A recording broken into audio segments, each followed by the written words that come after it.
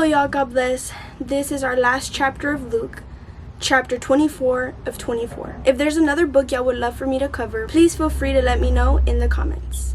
Luke 24 wraps up the story of Jesus with his resurrection, appearances, and ascension. Early on a Sunday morning, some women visit Jesus' tomb with spices, but they find the stone rolled away and the tomb empty.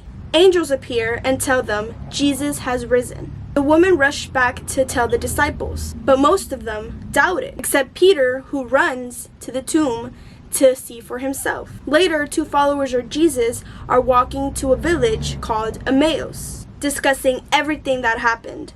Jesus joins them, but they don't recognize him. He explains how all the scriptures pointed to the Messiah's suffering and glory. At dinner, Jesus breaks bread and their eyes are opened. They realize it's him. Then he vanishes. The two rush back to Jerusalem to share the news. While they're talking, Jesus suddenly appears to the disciples. He shows them his hands and feet, proving he's alive, and eats with them.